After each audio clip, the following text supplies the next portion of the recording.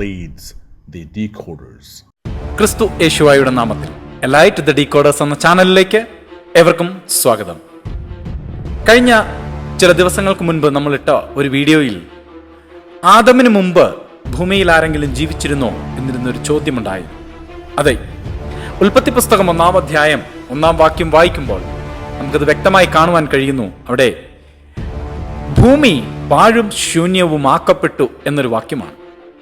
മലയാളത്തിന്റെ തർജ്ജിമയിൽ അത് ഭൂമി പാഴും ശൂന്യവുമായി ഇരുന്നു എന്ന് വായിക്കുന്നുവെങ്കിലും അതിൻ്റെ മൂലഭാഷയിൽ നമുക്ക് കാണുവാൻ കഴിയുന്നത്, അഥവാ മൂലഭാഷയിൽ നിന്നും മറ്റു ഭാഷകളിലേക്ക് തർജ്ജിമ ചെയ്തതിനകത്തും നമുക്ക് കാണുവാൻ കഴിയുന്നത് ഭൂമി പാഴും ശൂന്യവുമാക്കപ്പെട്ടു എന്നതാണ്. എന്നാൽ യെശയ്യാ പ്രവചനം 45-ാം അധ്യായം അതിന്റെ 18-ാം വാക്യത്തിൽ ഇപ്രകാരം പറയുന്നു: ആകാശത്തെ സൃഷ്ടിച്ച യഹോവ ഇപ്രകാരം അരുളി ചെയ്യുന്നു, അവൻ തന്നെ ദൈവം, അവൻ ഭൂമിയെ നിർമ്മിച്ചുണ്ടാക്കി, അവൻ അതിനെ ഉറപ്പിച്ചു, വ്യർത്ഥമായിട്ടല്ല. അവൻ അതിനെ സൃഷ്ടിച്ചത് പാർപ്പിനത്രേ, അതിനെ നിർമ്മിച്ചത് ഞാൻ തന്നെ യഹോവ, വേറെ ഒരുത്തനും ഇല്ല. ഇങ്ങനെ പറയുന്ന ദൈവം ഒരിക്കലും പാഴും ശൂന്യവുമായി കിടക്കുവാൻ ഒരു ഭൂമിയെ നിർമ്മിച്ച് ഉണ്ടാക്കുകയില്ല. അങ്ങനെയെങ്കിൽ ഇത് എങ്ങനെ സംഭവിച്ചു എന്ന് നമുക്ക് അറിയേണ്ടതുണ്ടല്ലോ.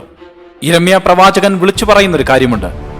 4-ാം അധ്യായം 23-ാം വാക്യത്തിൽ ഇങ്ങനെ പറയുന്നു: ഞാൻ ഭൂമിയെ നോക്കി അതിനെ പാഴും ശൂന്യവുമായി കണ്ടു, ഞാൻ ആകാശത്തെ നോക്കി അതിന് പ്രകാശം ഇല്ലാതെയിരുന്നു. ഇവിടെ നമുക്ക് കൃത്യമാണ് ഉൽപ്പത്തി പുസ്തകം 1-ാം അധ്യായത്തിൽ പറയുന്ന ആഴത്തിന്മീതെ പരിവർത്തിച്ചു കൊണ്ടിരുന്ന ദൈവത്തിന്റെ ആത്മാവ്, അവിടെ ഇരുളുണ്ടായിരുന്നു എന്ന് നമുക്ക് കാണുവാൻ കഴിയുന്നു. ഭൂമിയെ പാഴും ശൂന്യവുമാക്കപ്പെട്ടത് എന്തിനു വേണ്ടിയായിരിക്കാം? അതിനുശേഷം തുടർന്നുള്ള വാക്യങ്ങളിൽ നമ്മൾ വായിച്ചാൽ നമുക്ക് കാണുവാൻ കഴിയും ആ ഭൂമിയെ റീഫോം ചെയ്തെടുക്കുന്നത് നോഹയുടെ കാലത്തുണ്ടാകുന്നതിന് മുൻപേ ഒരു ജലപ്രളയം ഭൂമിയിൽ ഉണ്ടായിരുന്നു എന്നുള്ളതിന് തെളിവാണ് നമ്മൾ അവിടെ വായിച്ചത്.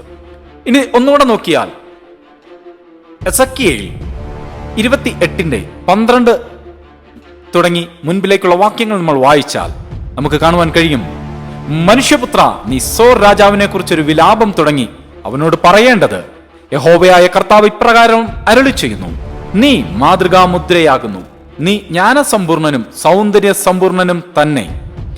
നീ ദൈവത്തിന്റെ തോട്ടമായ ഏദനിലായിരുന്നു. താമ്രമണി, പീതരത്നം, വജ്രം, പുഷ്പരാഗം, ഗോമേദകം, സൂര്യകാന്തം, നീലക്കല്ല്, മാണിക്യം, മരതകം മുതലായ സകല രത്നങ്ങളും നിന്നെ മൂടിയിരുന്നു.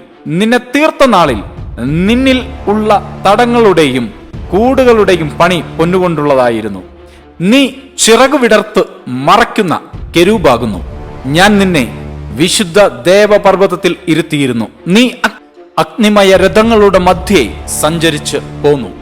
മലയാളം ട്രാൻസ്ലേഷനുകളിൽ പലയിടത്തും പ്രയോഗങ്ങൾക്ക് വ്യത്യാസമുണ്ടെങ്കിലും നമുക്കിവിടെ എല്ലാം വായിക്കുവാൻ കഴിയുന്ന കാര്യം, ആദമിന് മുൻപേ ഈ ഭൂമിയിൽ ഒരു സിവിലൈസേഷൻ ഉണ്ടായിരുന്നു എന്നത് തന്നെയാണ്.